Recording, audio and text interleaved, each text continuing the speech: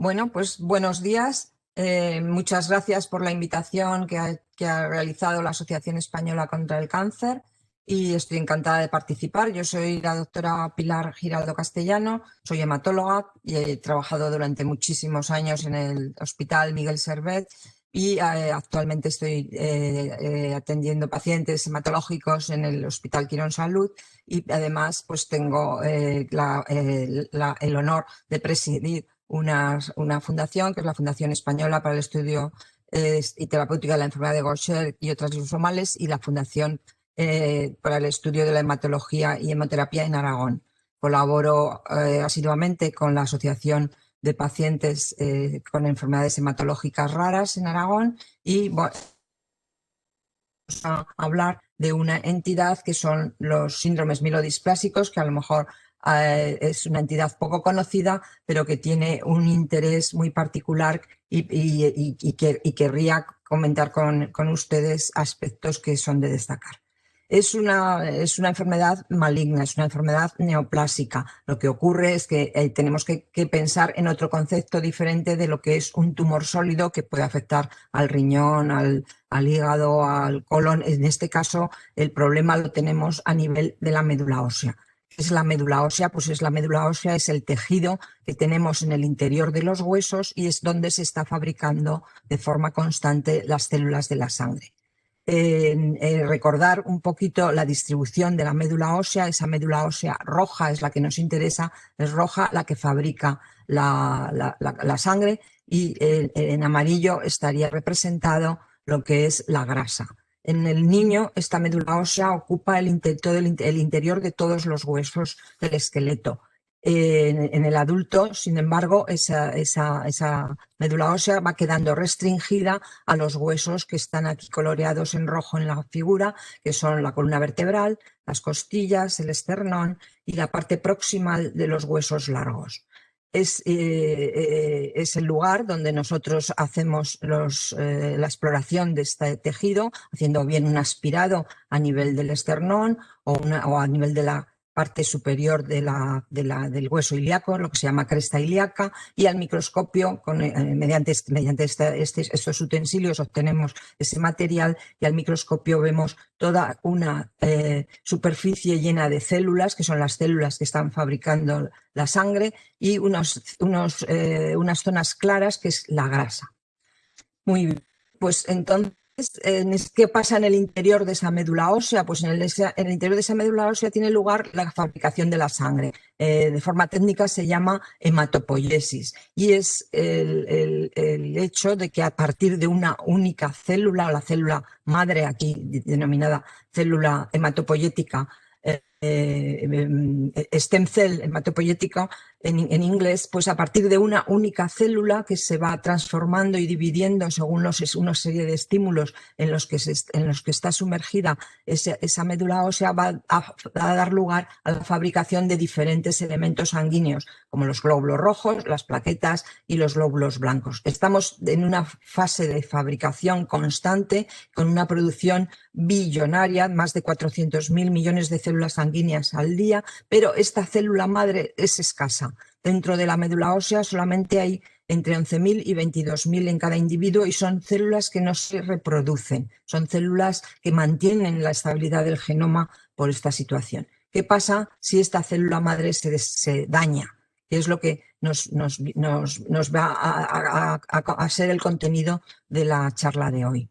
Pues uno de los daños que puede tener esta médula ósea es lo que denominamos síndrome mielodisplásico, que realmente es un grupo poco frecuente y más complejo de anemia. Es lo que anteriormente se conocía como anemia refractaria. Actualmente ese término ya ha cambiado. Lo de refractaria se refiere a que eran anemias que no respondían a los hematínicos habituales, ni al hierro, ni a las vitaminas, y es porque la célula madre está dañada y tiene una producción que no resulta eficaz, y se presenta en el individuo como una anemia que no responde bien a los tratamientos, y displásico porque estas células no están funcionando de forma adecuada. La anemia, ¿qué es? Pues la anemia es una disminución del número de glóbulos rojos que tenemos en la sangre. El examen ya de esos glóbulos rojos en el microscopio ya nos puede dar alguna pista, porque como vemos aquí en este dibujo, pues hay glóbulos rojos que son más grandes, otros más pequeños, otros que pueden estar deformados, y esto en el caso de los síndromes mielodisplásicos tiene interés porque mayoritariamente son glóbulos rojos un poco más gordos de lo habitual. Es un conjunto de entidades. Lo que denominamos síndromes mielodisplásicos no es una entidad única, sino que existen diferentes variantes. Por esto hay una serie de clasificaciones, y esta es la que estableció la OMS en 2016, una serie de en función de las líneas celulares que están afectadas, porque si pensamos un poco, si lo que se daña es la célula madre, pues predominantemente vamos a tener anemia, pero podemos tener dañadas algunas de las otras elementos sanguíneos, puesto que todos proceden de un mismo origen, y por eso hay diferentes variantes, las que están solamente afectándose a una línea, que se llaman unilinaje, las que están afectando a varias líneas celulares, multilínea. Luego hay variantes porque en dependencia de si hay un acúmulo de hierro que se puede ver en las células, y lo que nos ha venido a matizar y a definir con una mayor precisión las diferentes variedades de estas entidades es la genética. Ya saben ustedes que en los últimos años pues la genética ha ganado un protagonismo muy importante, porque tenemos una tecnología que nos permite abordar con precisión pequeños defectos a nivel de los genes del genoma humano, y a partir de esos estudios pues se han podido definir entidades muy precisas con alteraciones genéticas comunes. De esto vamos a hablar ahora un poquito. Bueno, la imagen que ven serían una biopsia de una médula ósea, es lo que vemos en el microscopio una vez que hemos hecho una biopsia. Entonces esta parte más gruesa sería el hueso, y esta parte las células donde están distribuidas en lo que se llama el nicho medular rodeado de células de grasa.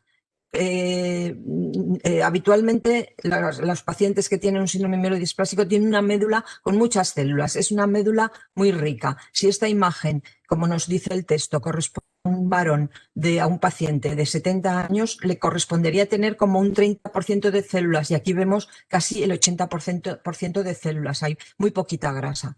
Entonces eso es lo que se llama que es una médula ósea hipercelular con muchas células, pero que esas células pues no resultan eficaces porque no cumplen ordenadamente su función. Esta es una enfermedad que afecta a personas de edad avanzada. El diagnóstico suele ser más frecuente a partir de los 70 años. Hay un ligero predominio en los varones. La causa es desconocida, pero se piensa o se cree o sabemos ahora que es posible que se vayan acumulando defectos en los genes de las células madre de la médula ósea, y que esas alteraciones con el tiempo vayan dando lugar a una mala función de la célula. Sin embargo, hay factores de riesgo que pueden inferir y precipitar esta disfunción, como son el contacto con agentes tóxicos, sobre todo solventes orgánicos como el benceno, tratamientos quimioterápicos por haber tenido un tumor anteriormente y haber estado expuesto a radiaciones ionizantes o a quimioterápicos. Y también hay una forma rara de síndrome mielodisplásico que afecta a familias y se asocia con una alteración en el cromosoma 7 y otras alteraciones genéticas, de las cuales hablaremos un poquito más tarde. En esta imagen, que es de una extensión de sangre periférica, simplemente referir que los neutrófilos, estos son neutrófilos que tienen un núcleo que parece unas gafas, esto se llama una anomalía Pelger-Wet, y esto se ve con frecuencia en este tipo de entidades. Esto lo digo porque para el diagnóstico, que a veces no es tan claro ni tan fácil, pues estos datos, estos rasgos ya muy evidentes en una primera examen de la sangre, pues nos ponen en la pista del diagnóstico definitivo. Ahora se nos cao. Ahora, vale. Perdón, voy para atrás. Me refería anteriormente a la importancia que tiene el análisis genético. Ahora es fundamental. En todos los tumores ya se están identificando genes en esta entidad en la cual los hematólogos pues, nos hemos volcado un poco en profundizar en el estudio, porque para nosotros es un reto. Pues se han identificado con las herramientas que se disponen en la actualidad y variantes genéticas que apoyan el diagnóstico, por una parte, porque si las manifestaciones clínicas no son muy evidentes, el tener una alteración genética ya nos da un diagnóstico más definitivo, y luego porque además, según qué alteración se tiene, el pronóstico de la enfermedad varía, y porque hay algunas que tienen una mayor susceptibilidad a ciertos tratamientos, con lo cual nos orientan mucho el disponer de esa información. También hay entidades próximas que se pueden parecer a los síndromes mielodisplásicos o formar parte de ellos, como ocurre con esta entidad, que es también una entidad muy rara, que es la hemoglobinuria paroxística nocturna, y sabemos que hay un pequeño porcentaje de pacientes que tienen síndrome mielodisplásico también comparten un clon de hemoglobinuria paroxística nocturna. Esta se identifica por citometría de flujo, examinando unos marcadores que hay en la superficie. Como se puede ver en el dibujo, ahí se producen como unas perforaciones en la superficie del glóbulo rojo, lo que hace que se escape la hemoglobina que está en el interior. Estas alteraciones se deben a que hay una alteración en la membrana producida porque hay un defecto genético a nivel del complemento. En el caso de los síndromes mielodisplásicos, este defecto ocurre nada más que en un 17% de los pacientes, pero es un dato muy importante porque nos va a dar otra pista para adaptar un tratamiento más concreto a este subgrupo de pacientes que padecen el síndrome mielodisplásico. En general, ¿qué síntomas tienen estos pacientes? Pues van casi todo enfocado al concepto de anemia. Pues están cansados, tienen una muy mala tolerancia al ejercicio, pueden tener fatiga por esa falta de oxigenación, a veces los síntomas no son tan evidentes y simplemente al hacer un análisis de sangre se detecta que hay un defecto y eso pone en marcha todo el proceso de diagnóstico, y tenemos obligación de hacer diagnóstico diferencial con otras entidades que son más comunes. También, como comentaba antes, se pueden afectar otras líneas celulares, pues el paciente puede ser más susceptible a infecciones, tener problemas de funcionamiento cardíaco, porque esa anemia crónica repercute sobre la función cardíaca, pueden tener una mala circulación periférica y tener frialdad en las manos y en los pies, etcétera.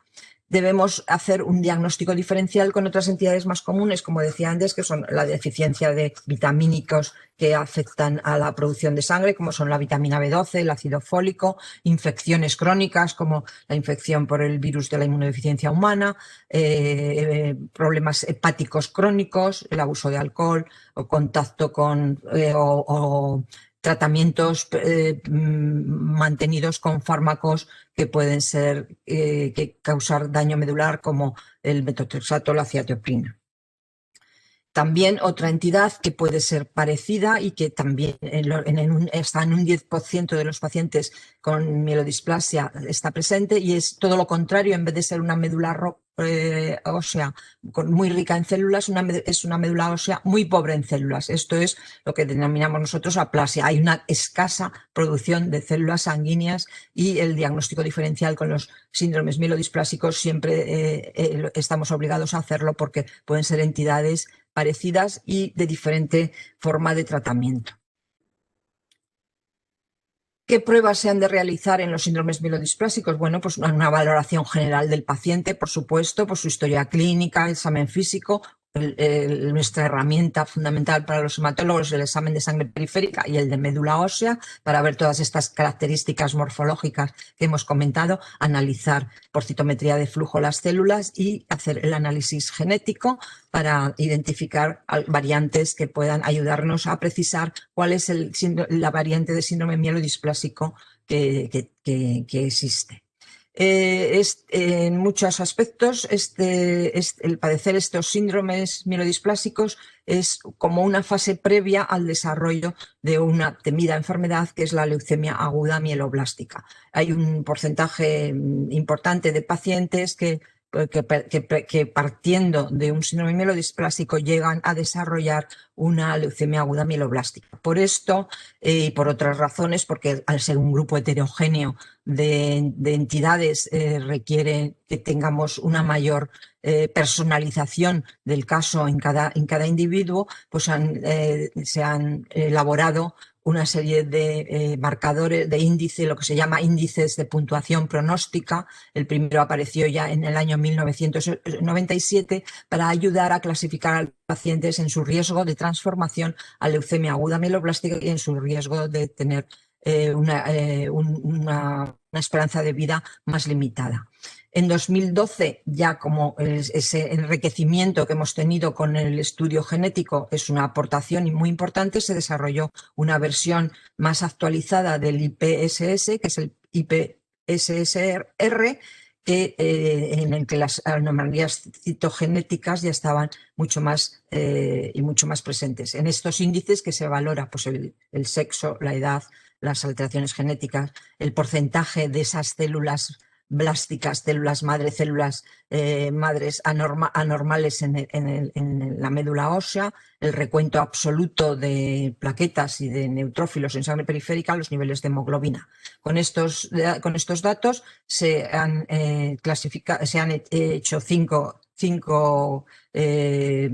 subgrupos de pacientes y con unas variables que según la puntuación que obtenemos en el IPSS, pues se clasifican en entidades de pronóstico más favorable o bueno, intermedio y malo.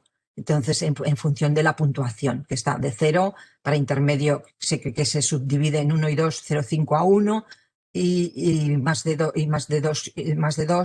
el de mal pronóstico. Dentro, si nos fijamos aquí ya, dentro de estos de buen pronóstico, el tener alguna de estas alteraciones genéticas da un significado más favorable a la entidad, como es la pérdida del cromosoma Y, la delección del cromosoma 5Q, del cromosoma 5 en su brazo largo, una pérdida de material genético en el 20, etcétera. Ahora veremos alguna de ellas. ¿En qué consiste el análisis genético? Pues básicamente consiste en hacer un primer paso, que es el cariotipo, lo que vemos y separamos los cromosomas, los 23 pares de cromosomas que tenemos y ver sus características. Esto lo podemos precisar más haciendo un marcaje de los diferentes genes que vamos a buscar aquí. Por ejemplo, sería un ejemplo donde vemos dos puntitos verdes, dos puntitos rojos en estas. En esta célula que ya nos falla un punto verde, tenemos ya un significado. No es que no estoy viendo si es verde o rojo. Aquí, bueno, aquí están bien, exactamente aquí. Fallan en estas dos puntos rojos. Bueno, pues aquí tenemos un defecto que lo identificamos con facilidad. En este cariotipo nos falta el trocito del cromosoma 5. Este trocito tiene las parejas de cromosomas, unos del padre, otros de la madre. Pues esta amputación de esta parte larga del cromosoma 5 es lo que se llama delección del 5Q o 5Q menos. Como decía antes, bueno, la pérdida del I y la delección, o sea, la pérdida también de un trocito del cromosoma 11.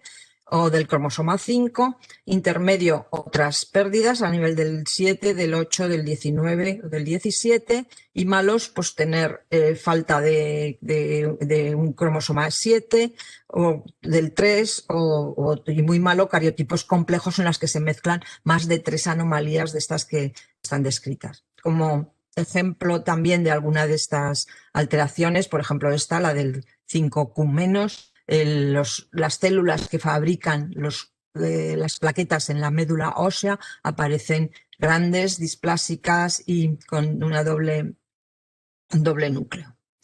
Muy bien. Ahora, vale. Bueno, sí, se han hecho muchísimos trabajos en los últimos años con el interés de clasificar según todas estas anomalías genéticas y ante la disponibilidad de poder estudiar el genoma completo de los individuos, pues se han identificado muchísimas mutaciones, como podemos ver aquí, están aquí por orden de mayor frecuencia. La más frecuente sería esta SF3B1. Bueno, hay toda una serie de mutaciones identificadas en pacientes con síndrome mielodisplásico y aquí en las variantes clasificadas, pues las que son más frecuentes y menos frecuentes. Bueno, esto es simplemente para dar una idea de la complejidad de los estudios.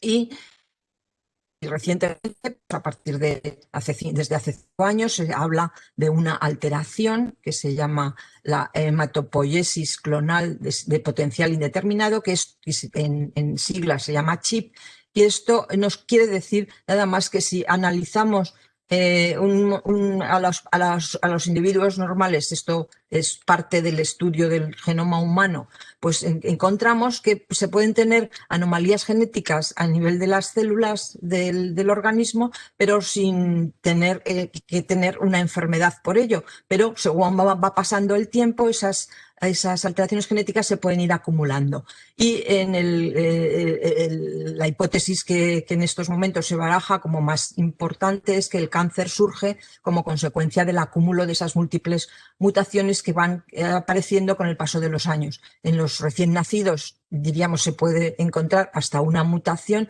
pero a partir de los 70 años podemos encontrar hasta 8 y 12 mutaciones en sujetos que no tienen manifestaciones clínicas, que son sanos, pero tienen ahí ese potencial de desarrollo de alguna neoplasia. El límite de estas mutaciones es encontrar menos de 2% en sangre periférica. Cuando es más, hay una mayor cantidad, pues ya tenemos potencialmente un desarrollo de alguna neoplasia. Los hombres lo tienen como 3 veces más que las mujeres, y el riesgo de que estas alteraciones pasen a ser neoplasias hematológicas es del 1% al año. En el caso de los síndromes mielodisplásicos que estaríamos viendo aquí, ¿ves? Estas serían las alteraciones que encontramos en de mutaciones en sujetos de población sana. En los síndromes mielodispásicos encontramos ya estas celulitas verdes, son las que serían las responsables del síndrome, y aquí en el caso de la leucemia mieloblástica aguda, pues ya predomina todo este complejo de mutaciones que da lugar a la enfermedad. Pero además se han estudiado estas alteraciones CHIP, estas mutaciones en los pacientes que tienen síndrome mielodisplásico, y se ha visto una relación con otras enfermedades. Por ejemplo, el tener esta mutación de NMT3A está asociada con una mayor frecuencia a infartos de miocardio. O sea, además de tener el síndrome mielodisplásico, pues hay una mayor predisposición a tener infarto de miocardio, y JAK2, que es una mutación muy presente en entidades, en neoplasias mieloproliferativas, pues enfermedades de trombosis, episodios trombóticos previos. Si vemos aquí en este gráfico, el tener estas mutaciones, por ejemplo, es mucho más frecuente en sujetos que tienen un tumor sólido, lógicamente. Si lo comparamos los que tienen un tumor sólido con chip frente a los que no tienen, teniendo el tumor sólido no tienen chip, la diferencia es significativa. factores de riesgo para desarrollar estos procesos, pues son la edad, que es algo contra lo cual no podemos luchar, pero sí contra el estrés genotóxico provocado por diferentes elementos, radiación, productos químicos, el tabaco, que también es otro tóxico que conduce a tener más mutaciones de este tipo. Y si esto lo tratamos a lo que es el pronóstico dentro de los síndromes mielodisplásicos, que hemos dicho que los íbamos a clasificar en buenos, intermedios y malos, pues si esto lo llevamos a años a esperanza de vida, pues pasamos desde los 8,8 años de los muy buenos a los que tienen unas alteraciones muy complejas que no llegan a tener una esperanza de vida de un año. Bien, entonces por eso la clasificación de los síndromes displásicos en bajo riesgo y alto riesgo nos sirve para establecer una serie de estrategias de tratamiento. Entonces, uno de estas entidades es la anemia refractaria con sideroblastos en anillo, que se llama así porque hay un acúmulo de hierro dentro de las células de la médula ósea, y ese acúmulo, que lo podemos teñir en color azul, pues está como rodeando a la célula, como formando un anillo. Por eso se llaman anemia refractaria con sideroblastos en anillo. Esto aparece para que esto sea clasificado de esta manera, tienen que tener más de un 15% en los precursores. Estas realmente son mitocondrias que se han cargado de hierro y que se ven con mucha facilidad en la médula ósea. Eso es uno de bajo riesgo. Otro de bajo riesgo, que ya lo hemos nombrado anteriormente, el del 5Q-. Este es un subtipo que está presente en el 5% de los pacientes, pero que tienen muy bajo riesgo de transformación a leucemia aguda. Sin embargo, mantienen una neutropenia, o sea, un descenso de glóbulos rojos, de glóbulos blancos y de plaquetas muy mantenido. Son pacientes a los cuales la estrategia de tratamiento está basada en el estímulo de la eritropoyesis, como después comentaré, con la eritropoyetina, y en la sustitución de cuando están con unas cifras de hemoglobina demasiado bajas, pues de la administración de concentrados de Matías. Pero, sin embargo, hay un fármaco, que es la lenalidomida, que para esta variante de síndrome mielodisplásico resulta muy eficaz. Y es un fármaco que se administra por vía oral, ya puede ser administrado durante 3 semanas, con una semana de descanso todos los meses, y si no hay una respuesta, pues hay que modificar ese tratamiento, pero puede ser bastante adecuado. En los de alto riesgo, pues deberán a alteración en otros cromosomas, son menos comunes, pero son evidentemente, cuando se identifican, muy significativos de gravedad, y de que son marcadores de que si el paciente puede desarrollar una leucemia aguda en breve tiempo. Entonces, el tratamiento en esta fase y en este momento es importante, porque podemos frenar la evolución de la enfermedad a leucemia aguda.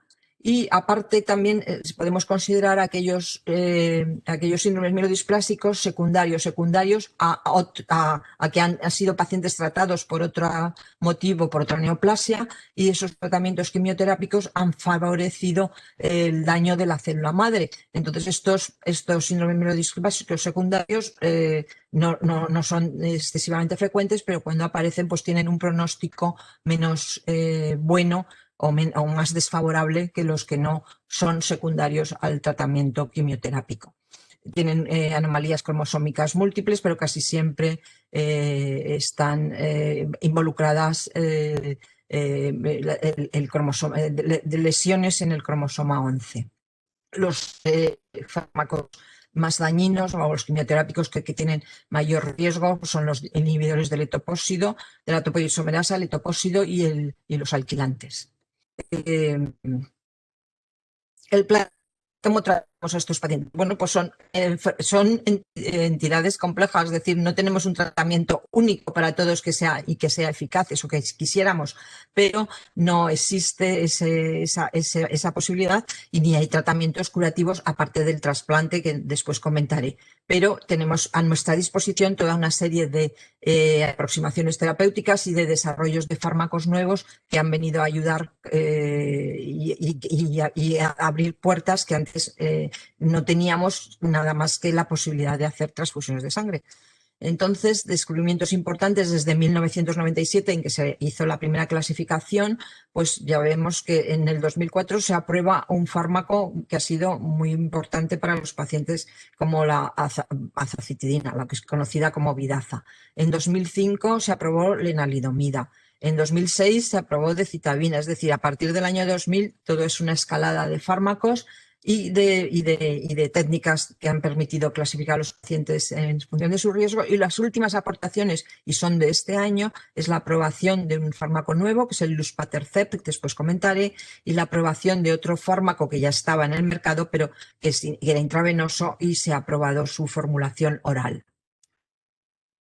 Por supuesto, las medidas de apoyo son muy importantes para todo el colectivo de pacientes, pues hacer profilaxis de infecciones, ya que aquellos pacientes que tienen una disminución de glóbulos blancos están expuestos a mayores riesgos de infección, pues el tratamiento con las vacunaciones y el tratamiento profiláctico con antibióticos está contemplado.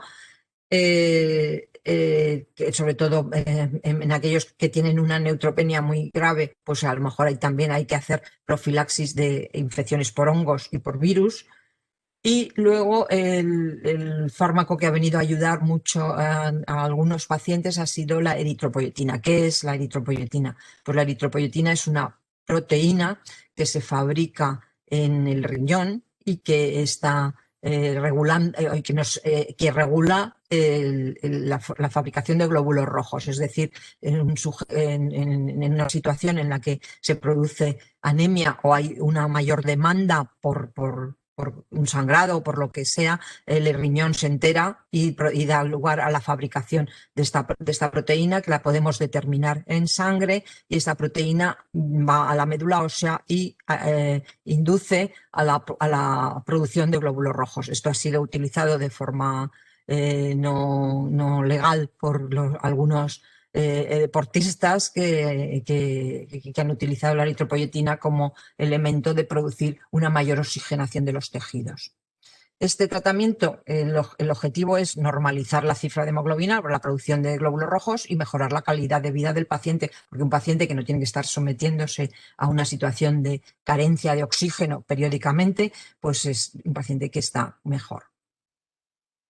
Es importante determinar previamente los niveles de eritropoyetina, porque aquellos sujetos que tienen más de 500 unidades en sangre pues no van a responder a la eritropoyetina de forma regular, pero en casi hasta el 40% de los pacientes se pueden beneficiar de este tratamiento. Se administra por vía subcutánea de 1 a 3 veces por semana, según cuál es el preparado, y hay una variante que es la darbepoetina alfa, que puede ser de administración semanal.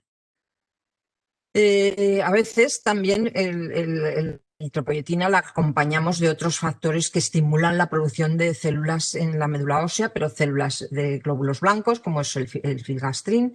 Esto no es para siempre, es decir, si no hay una respuesta en 4 meses, en 3 meses, pues diríamos que ese tratamiento no está funcionando y tendríamos que buscar otras alternativas.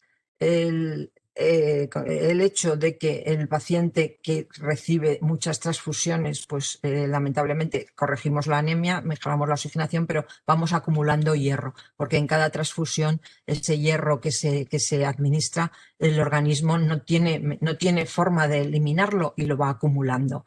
Entonces, una médula ósea en la que se ve un acúmulo de hierro, todo esto azul es un acúmulo de hierro, y es algo que puede, con el tiempo, cuando hay un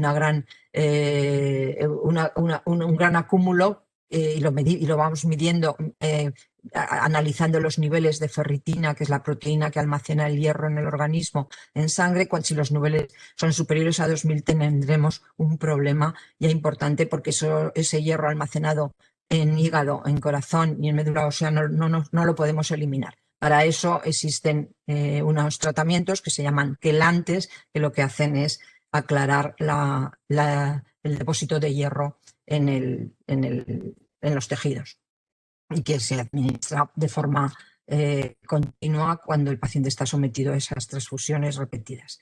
En resumen, diríamos, plan de tratamiento para los de bajo riesgo, pues es todo esto que hemos nombrado: factores de crecimiento, la eritropoyetina, los quelantes del hierro, agentes hipometilantes, que ahora lo comentaré, la lenalidomida, el luspatercept, que es el fármaco nuevo, inmunomoduladores o ensayos clínicos. Los de alto riesgo hay que clasificarlos en mayores y menores de 70 años y según su estado general, porque es el paciente que tiene, si no tiene ya una leucemia aguda, la va a tener enseguida, y entonces su único tratamiento curativo sería el trasplante alogénico de médula ósea si tiene un donante compatible. Y si no es tributario, o no tiene donante, o no, su estado general no lo permite, pues las alternativas son agentes hipometilantes y ensayos clínicos.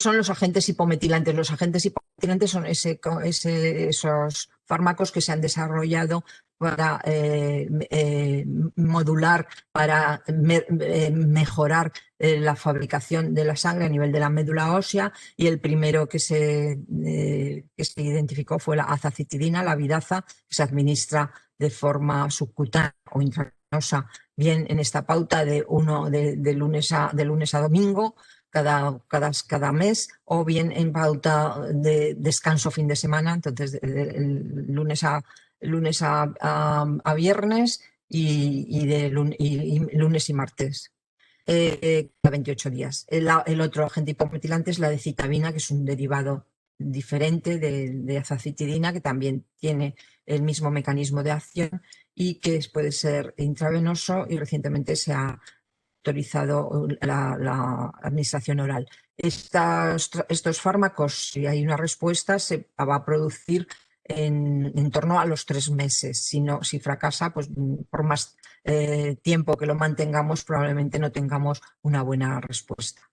Y la lenalidomida es un inmunomodulador, que también es otro mecanismo de acción que mejora la fabricación de las células sanguíneas y es muy eficaz en ese subgrupo que hemos denominado el de 5Q-, y se administra por vía oral de forma diaria. El tiempo medio de respuesta está alrededor del mes.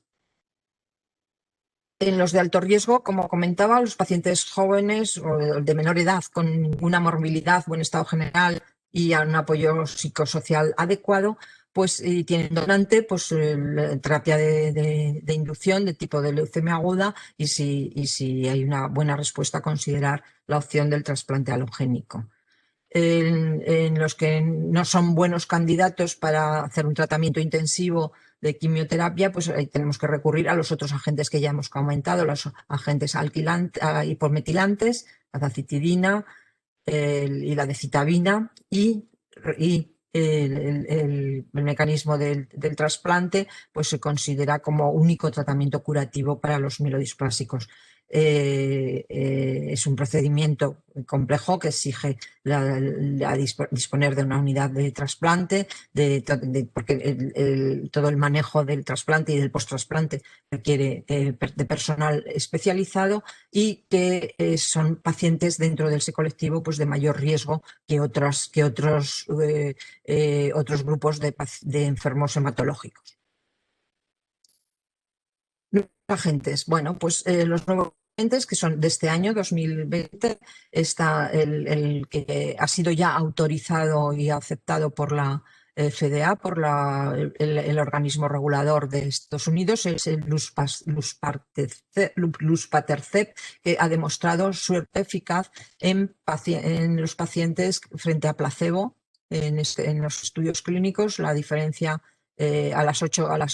con menos de 8 semanas y a las 12 semanas una diferencia significativa frente a placebo respecto a la eficacia en la corrección de la anemia. En estos momentos se está trabajando en la asociación con otros fármacos, como puede ser los agentes hipometilantes y la lenalidomida y otros productos, y con nuevas moléculas que están ahí en estudio, como son el imetelstat y el roxadustat, que llegarán en breve. Y otro fármaco, que es otra forma de abordar el tratamiento, que es un anticuerpo monoclonal que se llama magrolimab, que lo que hace es, en este esquema está representado. Tenemos aquí una célula que es el macrófago. El macrófago es una célula especializada en destruir los agentes externos que nos llegan, como los virus, como las infecciones de cualquier tipo, pero también es capaz de destruir células malignas, células que en el organismo no son bien, o sea, que pueden dañar al organismo. Entonces, el macrófago ingiere a esa célula y la destruye. Vale, para ello necesita toda una serie de elementos que unan a la célula al macrófago con la célula maligna. Estos son tienen la estructura de anticuerpos. Entonces, lo que hace este fármaco es que estimula la producción de esos anticuerpos, y entonces esa célula maligna se rodea de mayor número de anticuerpos y favorece que sean destruidas. El magrolimab está en fase 1 y ha demostrado ser bien tolerado y no producir efectos adversos indeseables. Ay, perdón, queda la última. Entonces tenemos como como expectativas para el abordaje de estas entidades complejas. Otro nuevo agente de maduración de eritrocitos, es decir, sería una eritropoyetina modificada, que ya está aprobado en Estados Unidos y en Europa como Reblozyl, y está indicado para aquellos pacientes que, teniendo falta de respuesta a eritropoyetina, requieren muchas transfusiones, y estos vendrían. Este fármaco ha demostrado ser superior a la eritropoyetina en la mejoría, sobre todo en aquellos pacientes que tienen la anemia refractaria con sideroblastosa en anillo.